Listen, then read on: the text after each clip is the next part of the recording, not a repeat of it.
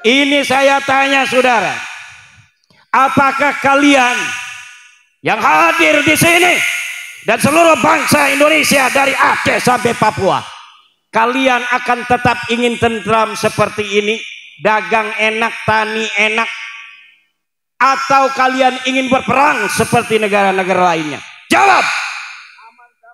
Aman, ingin damai. Perang apa ingin tentram? Tentram. Kalau ingin tentram,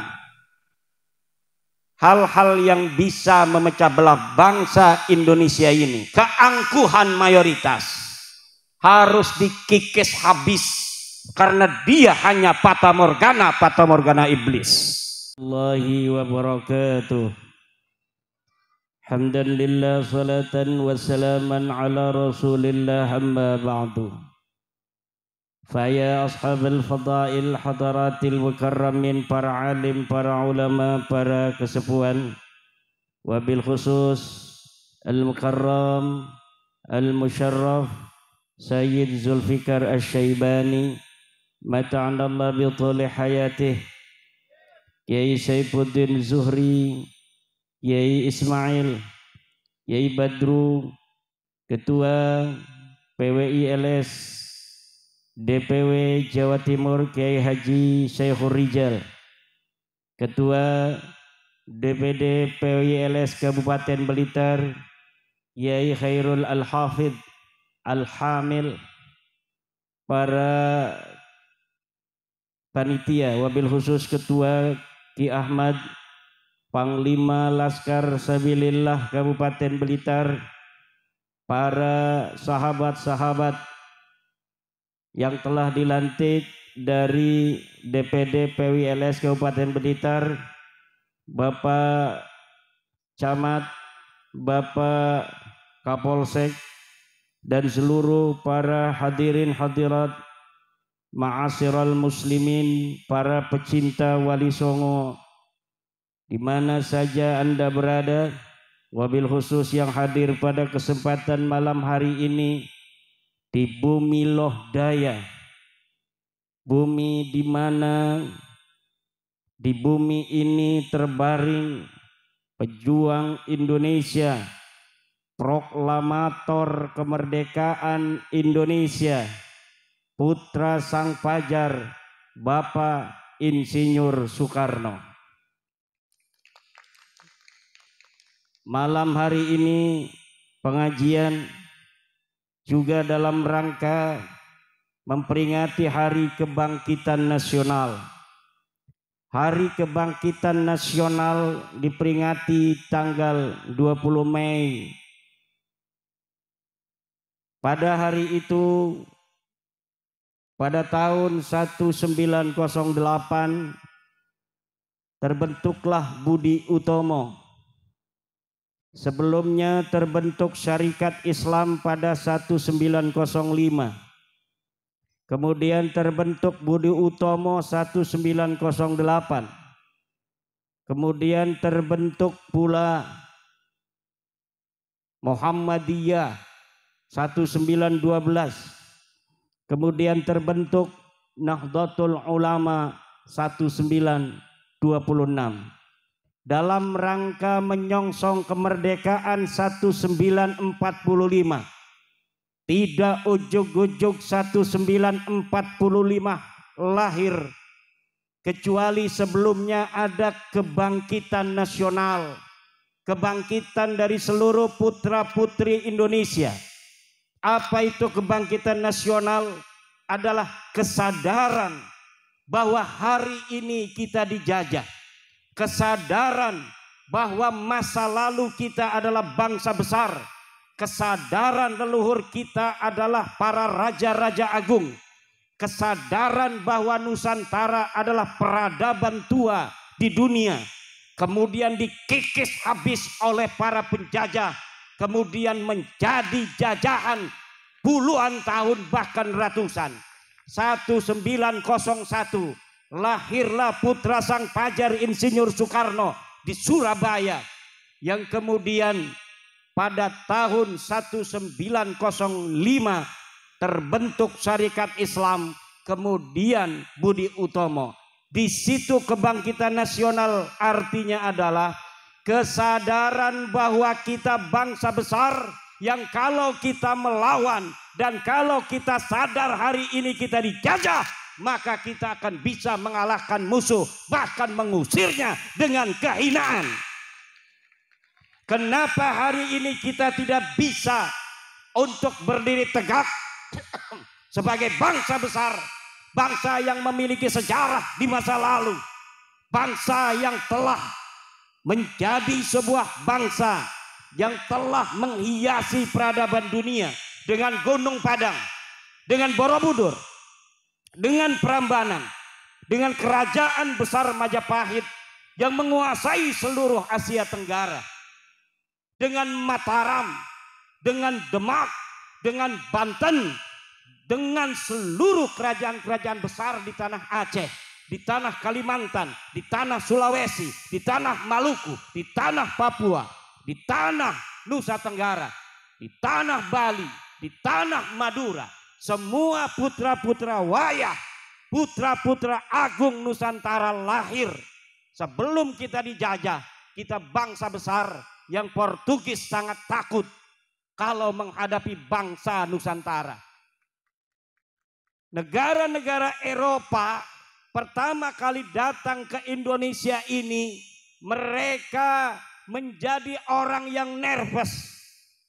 Mereka tidak pede menghadapi bangsa Nusantara. Kenapa? Karena bangsa Nusantara ini bangsa yang telah mendapatkan anugerah, diberikan kecerdasan otak. Industri perkapalan kita lebih hebat pada abad ke-15 daripada Eropa. Kapal-kapal Jepara, kapal-kapal Demak, kapal-kapal Banten itu lebih besar daripada kapal-kapal Portugis. Kemudian mereka datang ingin berteman, mereka datang dengan sopan santun. Lama-lama mereka menguasai perdagangan, lama-lama mereka menguasai pelabuhan, lama-lama mereka menjalin kerjasama dengan londo-londo ireng, dengan pengkhianat-pengkhianat bangsa. Akhirnya pengkhianat-pengkhianat bangsa itu yang juga bangsa kita, sebagian mungkin turunan zaman dulunya dia bukan orang Indonesia, itu pengkhianat-pengkhianat. Akhirnya mereka bekerja sama dengan Portugis, bekerja sama dengan Belanda, mengajak kibin-kibin Belanda, mengajak kibin-kibin Portugis untuk membangun kekuatan ekonomi di Indonesia yang dulu bernama Nusantara. Kemudian terpecah belahlah bangsa Indonesia. Sesungguhnya bangsa Indonesia ini bangsa kuat, yang apabila tidak bisa dipecah belah, maka bangsa Indonesia tidak akan bisa dikalahkan oleh siapapun, saudara. Kenapa kita bisa dijajah? Karena dulu kita mudah dipecah belah. Kenapa mudah dipecah belah? Karena kita semuanya pengen jadi ketua, pengen jadi pemimpin, betul? Kalau kita saling menjaga, kalau kita saling menyayangi, agama kita boleh berbeda, saudara. Kita tetap saudara, DNA-nya tetap DNA Nusantara. Kita mayoritas sebagai Islam, tugas kita melindungi yang minoritas. Saudara-saudara kita dari seluruh agama dan kepercayaan yang ada di Indonesia. Hanya dengan itu, negara Indonesia akan selama-lamanya hidup tentram, harmonis dalam persatuan ila yaumil qiyamah. Tapi apabila sebuah agama mayoritas dia merasa mentang-mentang ada di negara Indonesia, dengan dia mayoritas, kemudian dia menghina minoritas, dengan dia merasa mayoritas, dia ingin diistimewakan melebihi semuanya. Maka kalau itu diteruskan, Indonesia ini tidak akan aman dari perpecahan. Ketua DPW PWILS Jawa Timur baru ngaji selesai. Mangga Kiai. Muhammad. Ini saya tanya saudara, apakah kalian yang hadir di sini dan seluruh bangsa Indonesia dari Aceh sampai Papua, kalian akan tetap ingin tentram seperti ini, dagang enak, tani enak, atau kalian ingin berperang seperti negara-negara lainnya? Jawab. Aman, ingin damai. Perang apa ingin tentram? Tentram. Kalau ingin tentram, hal-hal yang bisa memecah belah bangsa Indonesia ini, keangkuhan mayoritas harus dikikis habis, karena dia hanya fata morgana iblis.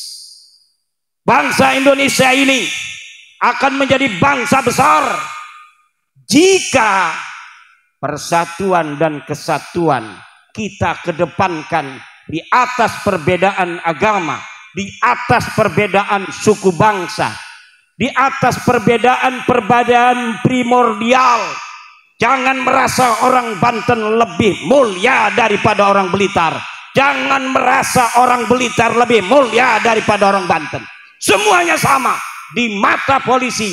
Kita hanya sebagai bangsa yang harus nurut. Kalau lewat lampu merah, tilang semuanya. Walaupun punya foto dengan Kapolri. Begitu. Jangan polisi ada tilang. Saya Zulfikar foto dengan Kapolri, tuh saya foto sama Kapolri. Enggak berani itu.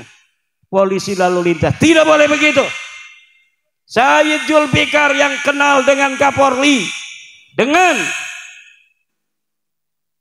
para laskar sabilillah yang fotonya dengan saya, di mata hukum semuanya sama.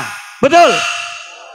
Tidak boleh saya Zulfikar yang punya foto dengan Kapolri dan laskar sabilillah yang foto punya dengan Imaduddin Usman saja kemudian ditilang. Ini nih ada Imaduddinnya, tilang ini.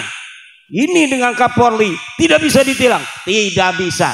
Di mata hukum Negara Kesatuan Republik Indonesia, dia yang berpangkat tinggi, dia yang DPR, dia yang menteri, dia yang camat, dia yang bupati, dia yang guru ngaji, dia yang laskar, dia yang polisi. Kalau dia melanggar lampu merah, maka dia harus ditilang.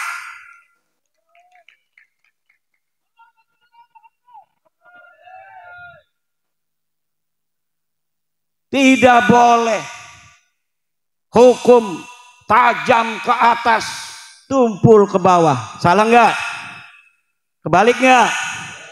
Tumpul ke atas, tajam ke bawah. Tidak boleh di negara Indonesia ini, betul. Dan Indonesia telah membuktikannya, saudara. Berapa menteri yang ditangkap oleh KPK, betul. Berapa pejabat yang telah ditangkap oleh polisi, betul. Maka kita harus percaya pada penegak hukum kita. Kalau kita berbangsa dan bernegara, aturannya kita harus percaya pada penegak hukum. Kalau kita masyarakat sipil, harus husnudzon terhadap pemerintah. Betul? Kalau kita sebagai orang-orang hukum, orang-orang yang berstatus warga negara Indonesia, ya harus patuh terhadap undang-undang negara Indonesia. Jangan udah diputuskan pengadilan kita tidak percaya, sudah ingkrah sampai ke Mahkamah Agung, dia tidak percaya terhadap hukum kita. Ditangkap sama polisi malah ngelawan. Kamu kenapa pakai peci haji? Kenapa nggak pakai helm? Peci haji saya ini, kalau peci haji saya ini, kalau saya jatuh dia tidak pecah Pak Polisi. Kalau helm dia pecah, tetap itu tidak SNI itu. Yang namanya peci haji walaupun sakti, dia sudah dikasih hijab nasor, tetap dia tidak SNI. Kalau dia pakai motor harus ditangkap Pak Polisi, walaupun dia pakai peci haji, sorban, ngomong saya ketua DPD PWI Kabupaten Blitar, tangkap aja kalau dia nggak pakai helm. Saya yang perintahkan, wakil ketua umum DPP PWI pusat, kalau ada laskar pakai motor tidak pakai helm, tangkap Pak Polisi. Setuju? Kalau laskar aja ditangkap, apalagi kibin. Yang memasukin kuburan, apalagi yang menjaga. Nusantara aja para laskar sabilillah yang mengembalikan harkat martabat bangsa Indonesia. Kalau dia tidak pakai helm, maka tetap harus ditangkap. Betul? Apalagi kibin. Kuburan nggak ada orangnya, dibikin kuburan. Betul? Katanya Habib Ahmad Al-Habsyi wafat 1700. Padahal kagak ada sejarahnya, kagak ada orangnya. Apabila ada yang begitu, hancurin apa biarin? Hancurin apa biarin? Hancurin. Tadi Sayyid Zulfikar Asy-Syaibani mengatakan salah satu cara para musuh-musuh suatu bangsa ingin menghancurkan bangsa itu adalah rubah sejarahnya, lalu kaburkan sejarahnya. Orang-orang yang berjuang di bangsa itu kemudian dianggap sebagai pecundang pada masa perjuangan, kemudian dianggap sebagai pahlawan. Ini melongok kenapa? Apakah betul ini telah terjadi di negara kita? Betul apa tidak? Kalau begitu, siapkah kita berjuang menjaga marwah leluhur kita? Siap. Menjaga setiap jengkal tanah Indonesia ini? Siap. Siapkah saudara-saudara Laskar Sabilillah bantu Prabowo, bantu Gibran untuk menjaga bangsa dan negara Indonesia ini? Siap. Siapkah kalian kalau negara kekurangan tentara, kemudian kalian dijadikan tentara paling depan, ditembak paling dahulu kalah? Siap.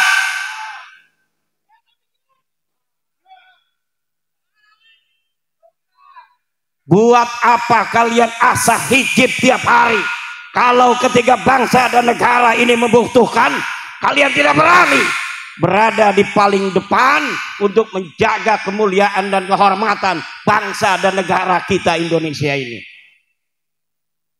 Tidak ada artinya kita hidup tanpa mempunyai peran yang signifikan dan bermanfaat untuk tanah kita, untuk masyarakat kita. Man lam yahtamma bi amril muslimina falaysa minhum. Siapa orang yang tidak mempunyai kepedulian terhadap urusan orang-orang muslim, falaysa minhum, maka dia bukan termasuk golongan orang Islam. Umat Islam dijadikan budak oleh orang-orang yang mengaku keturunan Nabi, tapi dia diam. Bahkan dia mengatakan, hei PWILS, kalian jangan mencaci, kalian jangan mencaci orang, jaga persatuan, jaga kesantuan. Hei, kalau sama PWILS Anda bilang kita harus jaga kesantunan, kenapa Anda diam ketika Rizik Syihab mencaci maki presiden saya Joko Widodo? Kenapa Anda diam ketika Rizik Syihab mencaci maki waliullah Gus Dur radhiyallahu anhu? Kenapa Anda diam ketika Nahdlatul Ulama dihinakan oleh siapa namanya? Faisal Assegaf.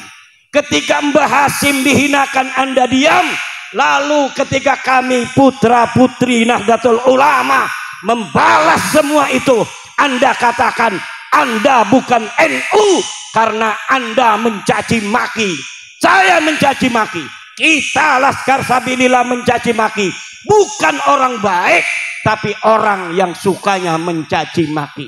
Wa in aqabtum fa'aqibu bimisli ma uqibtum bih. Kalau engkau mau balas, kata Al-Quran, maka balas sebagaimana perbuatan mereka. Dan kita belum seleting balasannya, ini belum selesai saudara. Betul apa tidak? Sudah banyak yang mereka lakukan, menghina-hina para pemimpin kita, para ulama kita. Betul? Kita hanya ngomong, hei kamu bukan cucu Nabi. Katanya mencaci maki. Kamu DNA-nya bukan DNA turunan Nabi. Kamu bukan orang Arab. Marah. Padahal itu kajian ilmiah saudara. Ini ada kitabnya di abad kelima. Ahmad bin Isa kagak punya anak, Ubed. Ada kitab Tahdhibul Ansab saudara. Ada kitab Muntaqilatut Talibiyah. Ada kitab Al-Majdi. Ada kitab As-Sajaratul Mubarakah. Ada kitab Al-Asili. Ada kitab Al-Fahri. Hafal sampai itu. Masya Allah. Ini bukan fitnah saudara. Kalau ente bukan cucu Nabi, sadar aja.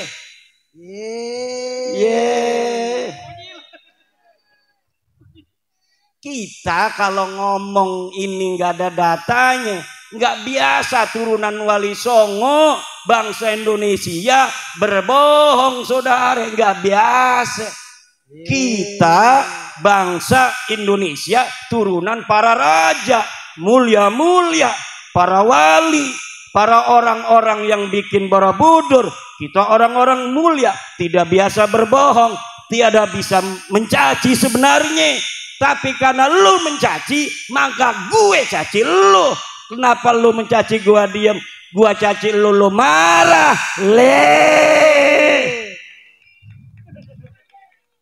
Gimana urusannya ini? Ngajak-ngajak perang sama cucu panglima perang. Aneh apa kagak? Ngajak perang sama cucu pahlawan nasional panglima perang. Aneh apa kagak? Aneh apa kagak? Yang nantang perang cucu panglima perang? Bukan. Apa diamannya dulu panglima perang? Nggak ada sejarahnya. Apa dia itu di sana itu pernah keluarganya berperang mempertahankan negara? Tidak ada. Sudah saya teliti. Mereka, keluarga mereka tidak pernah sekalipun turun di medan perang.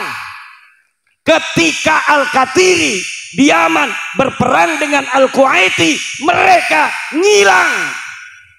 Ketika merdeka Indonesia, setelah sebelumnya kita bangkit sebagai bangsa Indonesia, mempunyai kesadaran bahwa kita sedang dijajah, lahir Budi Utomo, lahir Syarikat Islam, lahir Muhammadiyah, lahir Nahdlatul Ulama, Sumpah Pemuda 1928. Kita sebagai bangsa Indonesia bersatu, satu bangsa, bangsa Indonesia, satu bahasa, bahasa Indonesia, satu negara, negara Indonesia. Elu ada di mana? Elu ada di mana? Kagak ada saudara. 1945 Surabaya berkobar. Di Ampel itu banyak itu Belawi. Apa ada satupun yang kemudian terdeteksi bahwa dari ribuan mayat-mayat putra-putri Surabaya, putra-putri Blitar, Tulung Agung, itu Kediri, Tuban, apa di situ ada yang mukanya mirip India? Kagak ada. Yang ada putra-putri Surabaya yang meregang nyawa demi bangsa dan negaranya. Yang ada adalah putra-putri Banyuwangi, Bojonegoro, Tulung Agung, Blitar, Kediri, dan lain sebagainya di Jawa Timur. Dan ada satu putra dari Cirebon yang pasukan santri, karena waktu perang itu saudara, waktu di Surabaya itu berbagai macam pasukan. Pasukan nasional, pasukan pemuda, pasukan pemuda Hindu, pasukan pemuda Buddha, pasukan Kristen, pasukan santri. Pasukan santri Nahdlatul Ulama dipimpin oleh siapa panglima perangnya? Sayyid Abbas Buntet, kakeknya Gus Abbas Buntet. Beliau belum datang, Mbah Hasyim Asy'ari. Tunggu dulu, tunggu Ki Abbas dari Cirebon sampai dia datang. Apakah itu Sayyid Abbas Buntet itu hanya dari obrolan para kiai, para ulama kepada santri, kemudian diberikan ceritanya sampai kita hari ini? Tidak, saudara. Perjuangan Ki Abbas Buntet ditulis di majalah The New York Times dari Amerika, ditulis di koran-koran Belanda, koran-koran Inggris, semua datanya lengkap. Tidak boleh seorang pahlawan kemudian dia dijadikan pahlawan sebagai pahlawan nasional, pahlawan kemerdekaan tanpa ada data satupun yang bisa dipertanggungjawabkan. Tidak boleh pahlawan nasional diangkat hanya karena anaknya jadi menteri sosial. Tidak bisa. Tujuh. Putra putri Blitar tanggung jawab. Saya udah pakai keris begini. Kerisnya ada ininya, ya, bukan sembarangan ini keris ada ininya. Ini ada ceritanya, saudara. Cerita leluhur-leluhur kita masa lalu. Ketika masih masa kerajaan, menyebarkan Islam masing-masing. Joko Tingkir menyebarkan Islam, Raden Patah menyebarkan Islam dengan anaknya Trenggono. Di sana Sunan Gunung Jati menyebarkan. Kemudian ada kerajaan-kerajaan, kadang-kadang politiknya berseberangan. Aryo Penangsang, Pangeran Hadiri, sama-sama tujuannya, kadang-kadang ada salah paham. Karena apa? Beda kerajaan, betul?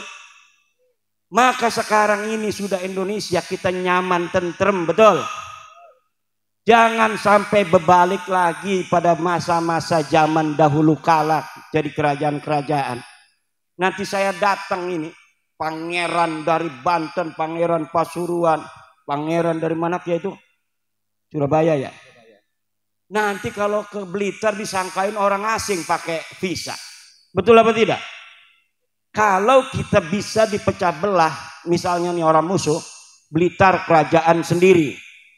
Kayak di Eropa, Eropa itu tidak terlalu besar, tapi negaranya banyak. Kecil-kecil, tapi banyak. Naik kereta aja kita sudah melewati negara lain. Tapi harus pakai visa. Jangan sampai di Indonesia seperti itu. Setuju? Siap kita jaga Indonesia selama-lamanya. Kalau siap, kita sebagai mayoritas harus siap melindungi minoritas. Kita sayangi yang beragama-agama lain. Hidayah itu datangnya dari Allah Subhanahu wa ta'ala. Kita tampilkan Islam yang santun, Islam yang sejuk, Islam yang menjadi rahmat bagi semua alam. Betul? Coba lihat di negara lain, sudah perang, bos. India sama Pakistan udah perang. Berani kagak nanti perang ngajak-ngajak perang. Mendingan kita menjadi bangsa yang santun, bangsa yang harmonis, saling menyayangi. Jangan lagi bohong-bohong aku cucu Nabi. Betul? Ente bukan cucu Nabi, ini sudah mustahil ente cucu Nabi. Dari mana aja ente bawa nakib-nakib dari luar negeri, suruh ngomong nasab ente para habaib itu soheh. Orang Indonesia sudah paham semua, sudah baca buku saya, ulama Nusantara mengugat nasab palsu. Datanya sudah qat'iyyud dilalah, sudah tidak bisa lagi ada celah untuk menjawab daripada terputus dan sudah qat'inya bahwa Ba'lawi bukan keturunan Nabi. Tidak mungkin bisa untuk diganggu gugat lagi. DNA ente bukan orang Arab. Pokoknya bukan orang Arab aja. Udah jelas kalau orang Arab J1, ente bukan J1. Jangan ngaku-ngaku lagi di YouTube. Kita para habaib turunan Rasulullah. Malu. Ini yang nonton sambil nyengir-nyengir sendiri. Kagak punya malu lu. Nah ini yang terjadi. Polisi-polisi, para penegak hukum yang dulu, wah ini ada merkosa 31 anak nih. Tapi ada al-habsinya. Ini cucu Nabi jangan. Mungkin dulu itu mungkin ada sungkan-sungkan. Sekarang jedorin aja ke tembok. Tujuh apa enggak? Bukan cucu Nabi udah jelas. Siapa yang tanggung jawab? Imaduddin Usman Al-Bantani putra Nusantara asli. Yang akan bertanggung jawab di hadapan Allah Subhanahu wa taala bahwa habaib itu bukan keturunan baginda Nabi besar Muhammad sallallahu alaihi wasallam. Dan di sana nanti akan didampingi oleh Sayyid Zulfikar dan Kiai Ismail. Jangan takut. Ini kesepuhan ini Masya Allah luar biasa. Di mana saja kegiatan PWI kalau beliau lagi ada waktu, beliau hadir sampai ke Kresek kampung saya. Masya Allah. Ini namanya Sayyid Syarif Ismail. Kesepuhan Nahdlatul Ulama di Surabaya. Ini Nahdlatul Ulama kita jaga. Tapi Nahdlatul Ulamanya harus kembali ke ajaran Wali Songo. Betul? Bagaimana kembali ke ajaran Wali Songo? Yaitu menomorsatukan Nusantara di atas segalanya. Menomorsatukan Nusantara di atas segalanya. Semuanya yang harus dilakukan Nahdlatul Ulama adalah demi sebesar-besar tegaknya persatuan dan kemuliaan bangsa Indonesia. Jangan biarkan warga Nahdlatul Ulama dijadikan budak oleh bangsa lainnya. Jangan jadikan warga Nahdlatul Ulama seperti ayam yang dilemparkan ke mulut buaya. Kenal Kiai Syukron Makmun? Jawab yang keras. Kenal Kiai Syukron Makmun? Kata Kiai Syukron Makmun, kalau ada yang mengaku cucu Nabi, kita muliakan. Walaupun dia bohong. Kata Kiai Syukron Makmun, karena apa? Karena bohongnya itu urusan dia di hadapan Allah. Tapi dengan dia mengaku cucu Nabi, kemudian kita muliakan, niat kita memuliakan Nabi, kita tetap dapat pahala. Ini walaupun mungkin ada benarnya sedikit. Walaupun ada benarnya sedikit, yang banyak itu salah dan pembodohan umat. Karena ini sama saja melemparkan ayam di mulut buaya yang sedang menganga. Betul apa tidak? Udah tahu buaya dilemparin ayam, dimakan. Ini kalau misalnya warga-warga umat Islam, kiainya ngomong begitu, nanti umatnya ini jadi salah tingkah, bahkan salah kaprah. Kalau dia bisa masih memilah, tapi kalau umat kalau sudah dengar begitu, kalau dia mungkin saja tidak akan didawir, tapi kalau di bawah mereka berani mendawir, betul apa tidak? Kenapa? Karena kata-kata menghormati bagi mereka artinya dawir. Kata-kata menghormati bagi mereka adalah budak. Dan kita bukan budak, kita turunan raja. Ente turunan siapa? Turunan saya, leluhur saya adalah Raden Wijaya. penguasa dari Majapahit. Ente turunan siapa? Ane turunan Prabu Siliwangi. Ada batunya, batu tulis, jelas sanadnya, jelas dalilnya, jelas datanya. Ente turunan siapa? Paki Mukodam. Mana datanya Paki Mukodam pernah dilahirkan di atas dunia? Kagak ada. Tapi wajib dihusnudon. Nggak mau kita. Nggak ada datanya, kita wajib husnudon. Kita bangsa Indonesia, bangsa besar, kebangkitan nasional 20 Mei. Jaga seluruh bangsa Indonesia. Kita jaga pemimpin-pemimpin kita. Tidak boleh lagi hari ini sampai masa depan ada orang bukan putra Nusantara berani mencaci maki presiden dan wakil presiden kita. Setuju? Karena apa?